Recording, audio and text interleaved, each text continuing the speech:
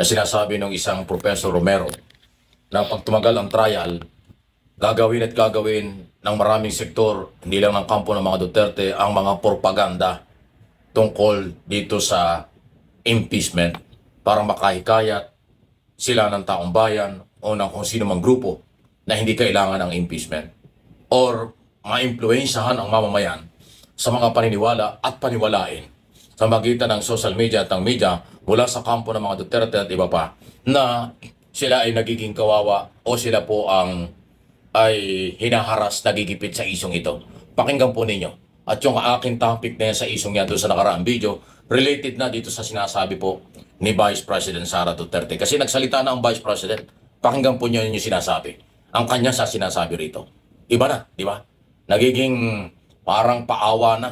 Parang naghahanap na sila ng suporta. Parang ganon. Ito, yun o. Pagpaalisin nila ako dito, or impeach nila ako, hindi kawalan sa akin Ayan o. ang posisyon na Vice President. In the first place, hindi ko naman gusto tumakbong presidente. Hindi ko gusto tumakbong Vice President. Impeached, then that is my end. Gumastos at magwaldas ng pera ng gobyerno para i-impeach ang Vice President. Pagtakpan ng pagtakpan ang kakulangan. Ayan o. Gagastos daw ang pamahalaan para daw palitan o tanggalin ang elected Vice President. Yan ang kanya sinasabi.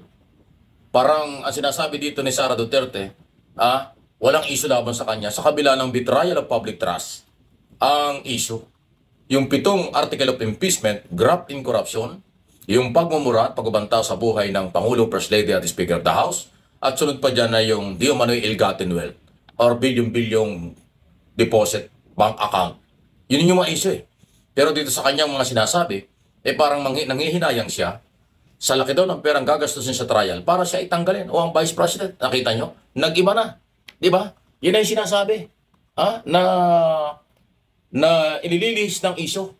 Pinapalabas na magastos ito para siya itanggalin para bang baliwala na lang kung ano yung kanyang posibleng kasalanan. Ito, ipakinggan natin ang kanyang pagpapatuloy. At pagsisinungaling ng administrasyon para lang hindi mapansin ng mga tao na maraming mga pangako ang napako ay babanatan at babanatan nila ako.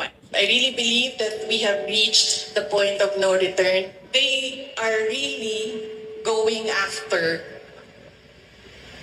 me. At gusto talaga nila akong tanggalin sa posisyon. I will not answer a question na si Bons Magsupol ang nagsabi na there is a violation of the JMC. I will only answer kung nagsabi ang COA if there is a violation of the JMC. Ayan o. So, kita nyo, mga iba-iba na yung sinasabi niya. Talaga daw gusto siya tanggalin, gusto siyang alisin as Vice President. Na hindi man lang niya binanggit na yung mga posibleng kanyang law violation. Kaya nga po mahalaga yung trial eh. Ayan, balik naman tayo sa isyu ng katigasan ng loob nitong Senate President.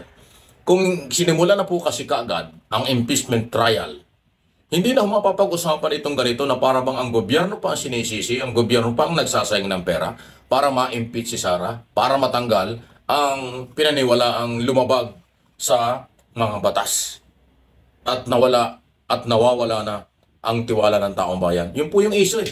Pero habang tumatagal ito na nga yung sinasabi ko.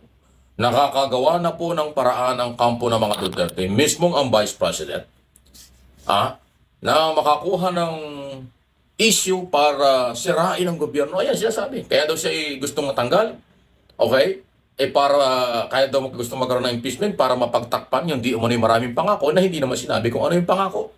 Kung yung pangako sinasabi yung rice, hindi naman pangako yun eh. Pangarap lang eh. Di ba sabi ng Pangulong Marcos, pangarap natin bumaba ng 20 pesos ang bawat kilo ng rice. Pangarap yan yun. Hindi naman niya sinabing, ibababa ko ang presyo ng rice. Ibababa ko ang halaga ng 20 piso bawat kilo. Hindi ganon. Ayan. So, nakikita na natin po na lumilihis na yung takbo ng mga impormasyon. Gumagawa na po ng mga butas para siraan ng gobyerno at palabasing pagtakpan ng di umano'y kanilang paniniwalang may problema para daw sa impeachment. Yan ang masamang epekto na ng paninindigan ng Senate President na walang trial sa ngayon at sa halip ay sa next Congress na. Marami pong ganyan lalabas. Tandaan nyo, sinasabi ko. Kaya huwag nyo kong iwan. Magsama-sama po tayo dito sa aking mga channel. Marami pang mga propaganda or mga AI, video, picture na gagamitin ng kampo ng mga Duterte o pro-Duterte para sirain ang gobyerno, para masira ang kredibilidad ng gobyerno kung bakit kailangan ng trial. Samantalang ang gobyernohan, Office of the President, ayaw ng trial. Pero ang Kongreso at ang mamamayan gustong ang trial. Dahil nga merong nakita silang graft in corruption at kawalan, nasirang tiwala ng pamahalaan o ng taong bayan sa pangalawang Pangulo ng bansa. Sa confidential fund, 612 million pesos sa Department of Education at sa Office of the Vice President. At yung hindi niya may paliwanag kung saan ginamit. Gumamit ng acknowledgement receipt. Ayan po yung mga issue eh. Pero may masamang epekto na po. Kung itong natitirang mga araw, itong March, April, May, hanggang June, kasi July 30 pa ang trial eh. Yan ho yung sasamantalahin. Excuse me po. Ng mga kampo ng mga Duterte. Nalinlangin, paniwalaing sila ang argabyado, silang hinaras, sila ang api. At mali ang gobyerno. Papalabasin nila yan. Samantalang kung wala nang pagkakataon tungkol sa ganyang propaganda, nagkaroon ng trial, mabilis ang trial, malalaman natin kung ano at paano ididepensa, paano ipagtanggol ni Sara Duterte at ng kanyang mga abogado ang article of impeachment. Yun ang kailangan eh. Kahit naman yung pro-impeachment, ako mismo, gusto ko ang impeachment kasi na sinasabi ng batas. Hindi naman pwedeng hindi. Ang gusto ko magkaroon talaga ng trial para bigyan ng pagkakataon si Sara kung paano ipagtanggol ang sarili. Kasi ngayon, wala hong siyang venue, walang lugar para ipagtanggol ang kanyang sarili kasi yung article of impeachment nasa Senado at natutulog ngayon. Matutulog pa ng 3 hanggang 4 na buwan. Yan ang masamang epekto ng ginagawa ng Senate President. Binigyan niya ng chance, pagkakataon na mabaligtad, baliktarin, gamitin propaganda, gamitin sila ay masama, minamasama, sila ang pinahirapan, hinaharas umano, at ang may kasalanan daw ay ang Marcos administration. Nakita mo na. Nakita na ninyo mga kaibigan ang masamang epekto ng kabagalan ng Senado at pwedeng samantalahin. Kung nyo mapapansin, pati yung mga troll, buzzer na galing sa anti-Marcos, gumagalaw na. Pati kanilang mga vloggers, binabanata ng kaliwat kanan. Lalo pang tumindi kung dati nilang ginagawa. Sana makarating sa Senado ang nangyayari nito. At sana hindi umabot po sa sisihan pagdating ng araw kung ano ang mangyayari.